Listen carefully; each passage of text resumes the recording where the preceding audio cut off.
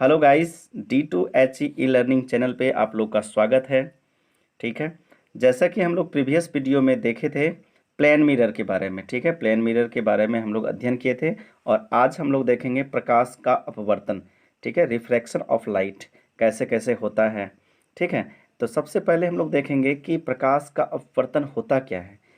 अब देखिए, प्रकाश का अपवर्तन क्या होता है कि जब प्रकाश की किरणें एक माध्यम से दूसरे माध्यम में, ठीक है, मीन्स दोनों का अपवर्तनांक कांस्टेंट अलग अलग होना चाहिए। ठीक है, मीन्स एक माध्यम से दूसरे माध्यम में जब वो प्रवेश करती है तो वो अपना, ठीक है, रियल पथ से थोड़ा विचलित हो जाता है।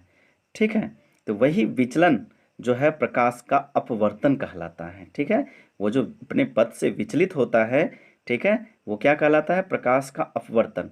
ठीक है, और इसके लिए कंडीशन क्या होना चाहिए कि दोनों मीडियम दोनों मीडियम जो होना चाहिए प्रकाश का, ठीक है, कि एक मीडियम से दूसरे मीडियम में जो प्रवेश करता है, दोनों मीडियम ट्रांसपेरेंट होना चाहिए, मीन्स उससे पारदर्शी होना चाहिए, मीन्स उससे प्रकाश पास करना चाहिए। ठीक है, अब एक मीडियम ले लेंगे ऐसा इतना डेंसर ले लेंगे कि प्रकाश ही नहीं पास करे, तो ऐसा भी नहीं लेना है। ठीक है, वैसा मीडियम लेना है जिससे कि प्रकाश पास करे। ठीक है, तो चलिए हम लोग देखते हैं कि फिगर बना के कि सपोज दैट इसका अपवर्तनांक कांस्टेंट μ1 है और इसका μ2 है, और ये जो है मेरा रेयर है,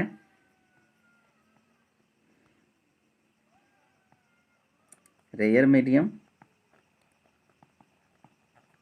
ठीक है, जिसको हम लोग क्या बोलते हैं कि विरल माध्यम, विरल विरल। और ये जो है डेंसर,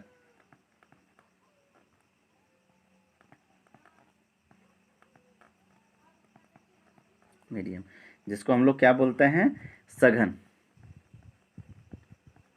सघन माध्यम। ठीक है, ये क्या है, विरल माध्यम और सघन माध्यम। ठीक है, तो पहले हम लोग देख लेते हैं कि विरल से सघन, देन आफ्टर देखेंगे सघन से विरल। ठीक है, जब कोई प्रकाश की किरणें विरल से सघन में आता है तो उसका जो है प्रकाश का विचलन किस तरह होता है। एक हम अभिलंब ले लेते हैं। ठीक है, ये अभिलंब है। जब प्रकाश की किरणें समथिंग एंगल पे, ठीक है, ये भी कंडीशन है अपवर्तनांक के लिए, कुछ ना कुछ एंगल पे प्रवेश करे। ठीक है, तो देखिए जब इस एंगल पे प्रकाश की किरणें इसमें इंटर कर रहे हैं तो इसे जाना चाहिए इस मीडियम में ऐसे, ठीक है, इस पथ से, बट ये डेंसर होने की वजह से ये अभिलंब है, ये अभिलंब की ओर थोड़ा विचलित हो जाता है। वो ये ऐसे, मीन्स ऐसे नहीं जाके अभिलंब की ओर मुड़ जाती है। ठीक है, मीन्स विरल से सघन माध्यम में प्रकाश की किरणें प्रवेश करने पे अभिलंब की ओर मुड़ जाती है। तो ये आपके कॉम्पिटिटिव एग्जाम में ऑप्शन भी आएगा कि अभिलंब की ओर मुड़ जाती है, अभिलंब से दूर चल जाती है। ठीक है, या कुछ ऐसे एक दो और ऑप्शन रहेगा। तो आपको क्या करना है कि जब प्रकाश की किरणें विरल से सघन माध्यम में इंटर करता है तो प्रकाश की किरणें जब सघन में इंटर करती है तो अभिलंब की ओर थोड़ा विचलित हो जाता है, मुड़ जाता है। ठीक है, यही यदि दूसरा केस में प्रकाश ऐसा हो, ठीक है, दूसरा केस में कि ये μ1 ये μ2, मीन्स उल्टा, ये डेंसर डेंसर मीडियम और ये रेयर मीडियम,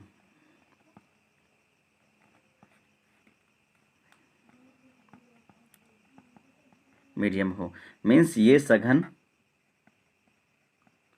सघन माध्यम और ये विरल माध्यम हो, तब क्या होता है कि जब प्रकाश की किरणें समथिंग एंगल पे एक माध्यम से दूसरे माध्यम को क्रॉस करता है तो इसको जाना चाहिए इस पथ पे, जो इसका रियल पाथ होना चाहिए। यदि दोनों मीडियम का अपवर्तनांक सेम होता, ठीक है, तो इस माध्यम से जाता, बट ये डेंसर है और ये विरल है, तो विरल होने की वजह से, मीन्स कम डेंसिटी होने की वजह से, ये अभिलंब से दूर चल जाता है। ठीक है, मीन्स ये ऐसे नहीं जाके, ठीक है, ऐसे चल जाता है। तो ये आपको आएगा क्वेश्चन कि जब कोई प्रकाश की किरण, ठीक है, डेंसर से रेयर में सघन माध्यम से विरल माध्यम में इंटर करता है तो वो अभिलंब से दूर हट जाती है, दूर विचलित हो जाती है, ठीक है ये। और तीसरा केस होता है कि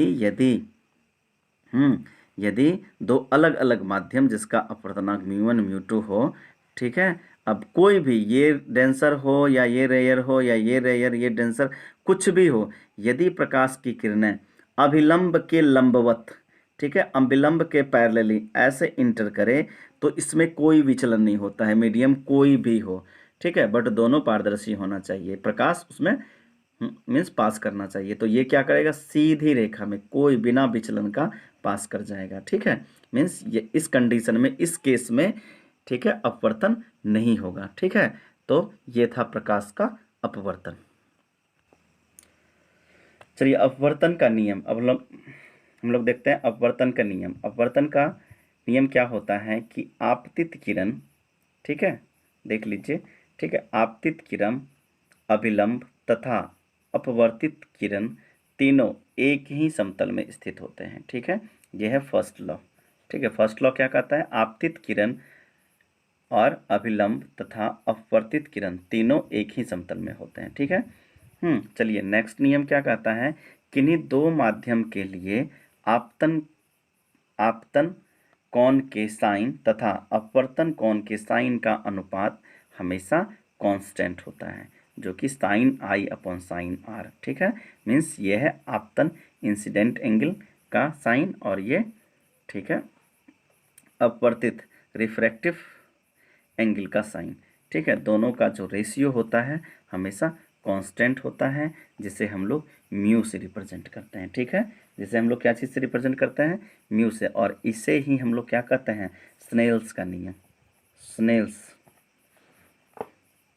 स्नेल का नियम, ठीक है, इसे ही क्या कहते हैं हम लोग, स्नेल्स का नियम कहते हैं। चलिए, और हम लोग एक चीज़ क्या देखते हैं कि किसी भी माध्यम का अपवर्तनांक, ठीक है, अलग अलग रंग के लिए, ठीक है, किसी भी माध्यम का अपवर्तनांक अलग अलग रंग के लिए अलग अलग होता है, ठीक है, मीन्स लाल के लिए कुछ और, बैगनी के लिए कुछ और, ग्रीन के लिए कुछ और, मीन्स इसका एक्चुअली में होता क्या है कि सभी रंग का वेवलेंथ मीन्स तरंग दैर्घ्य जो होता है अलग अलग होता है, ठीक है।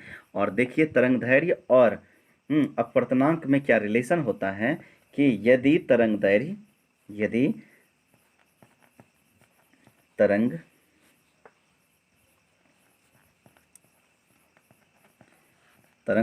अर्थात वेवलेंथ, ठीक है, बढ़ता है, इंक्रीज करता है, तो अपवर्तनांक का मान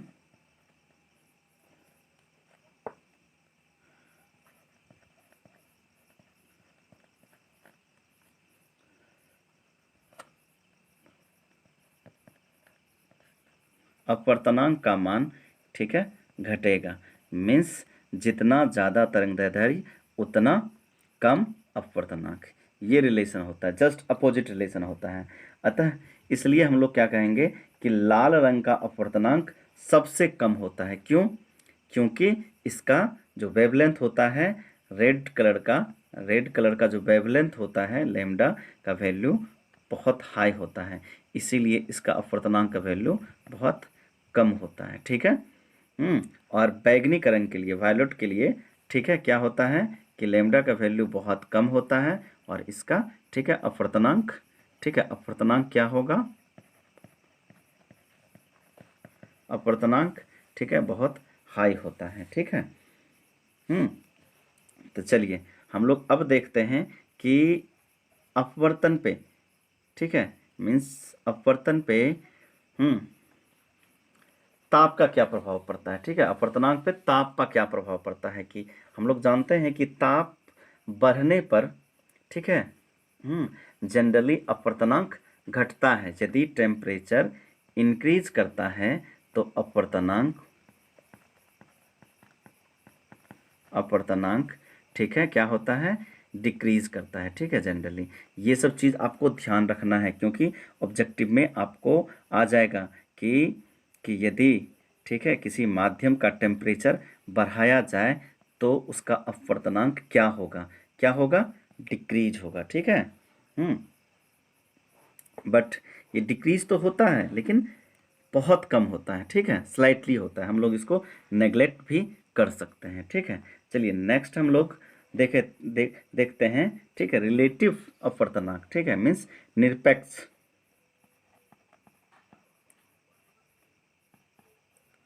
निरपेक्ष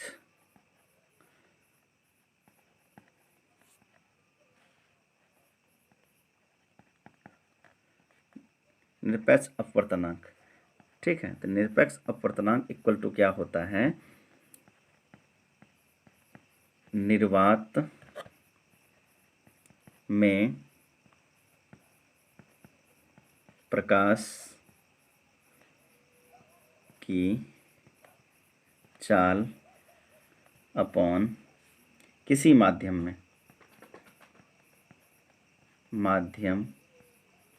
में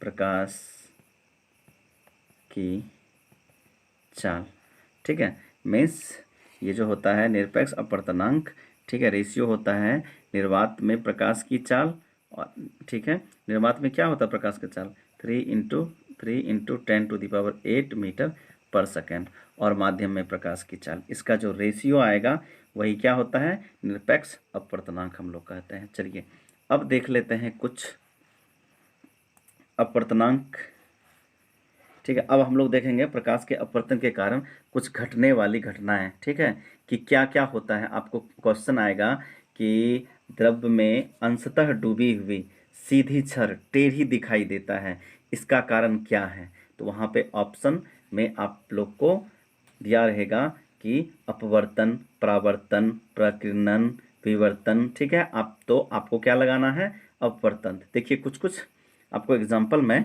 बोल रहा हूँ, आप ध्यान से सुनिएगा, ठीक है। पहला क्या है कि किसी छड़ में, सॉरी किसी पानी में, ठीक है, अंशतः मीन्स आधा डूबा हुआ, ठीक है। सपोज दैट ये कोई बाल्टी है, और ये बाल्टी है और इसमें छड़ जो है इसमें डाला हुआ है।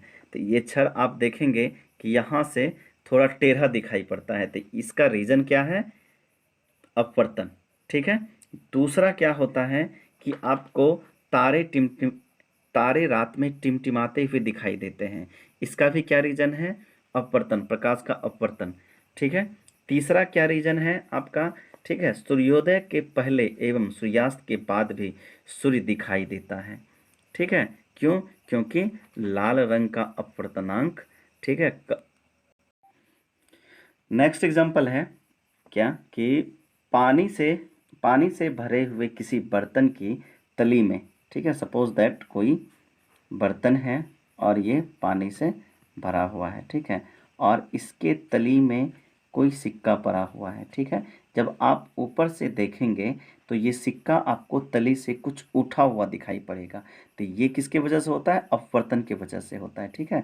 ध्यान से देखना, ये सब दोस्तों क्वेश्चन आता है, ठीक है, बार बार क्वेश्चन पूछता है कि कोई, ठीक है, पानी से भरा हुआ बर्तन है, उसमें सिक्का पड़ा हुआ, सिक्का उसके तले में कुछ उठा हुआ दिखाई पड़ता है, ये किस प्रकाश के किस कारण से दिखाई देता है। तो वहाँ पे आपको टिक लगाना पड़ेगा कि अपवर्तन, ठीक है, ये अपवर्तन की वजह से होता है। चलिए नेक्स्ट एग्जाम्पल क्या होगा, नेक्स्ट एग्जाम्पल, ठीक है, आप ध्यान दीजिए, जल के अंदर, ठीक है, ये भी बहुत इंपॉर्टेंट एग्जाम्पल है, जल के अंदर पड़ी हुई मछली, ठीक है, वास्तविक गहराई से कुछ ऊपर उठी हुई दिखाई पड़ती है, ठीक है, कुछ ऊपर, ठीक है। यदि जल में मछली है, ठीक है, और सपोज दैट मछली आपका यहाँ पे है, तो जब आप, ठीक है, देखेंगे ऊपर से, ठीक है, तो मछली आपको इस जगह से थोड़ा ऊपर उठा हुआ दिखाई देगा। क्वेश्चन पूछता है कि कोई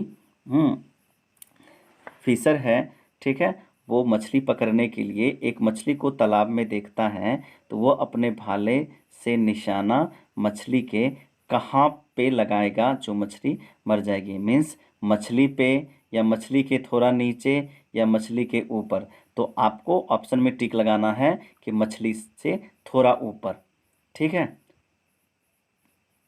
सॉरी, मछली से थोड़ा नीचे, ठीक है। क्यों, क्योंकि मछली जो है थोड़ा ऊपर उठा हुआ दिखाई देता है और वास्तविक मछली उस पॉइंट से नीचे होता है। तो जो है फिशरमैन वो भाले का जो निशाना लगाएगा मछली से थोड़ा नीचे लगाएगा। ठीक है, तो ये सारे जो एग्जाम्पल हैं अपवर्तन के आपको ध्यान में रखना है। चलिए दोस्तों, ज़्यादा लंबा वीडियो बन जाएगा। ठीक है, नेक्स्ट वीडियो में हम लोग लाएंगे टोटल इंटरवल रिफ्रैक्शन। ठीक है, पूर्ण आंतरिक परावर्तन। चलिए, तो ये वीडियो यदि आपको अच्छा लगा हो तो प्लीज़ इसे सब्सक्राइब कीजिए, लाइक कीजिए। ठीक है, और जिस दोस्तों को नीड हो उसे शेयर भी कीजिए। ठीक है, अपने दोस्तों के बीच शेयर भी कीजिए। चलिए, थैंक यू।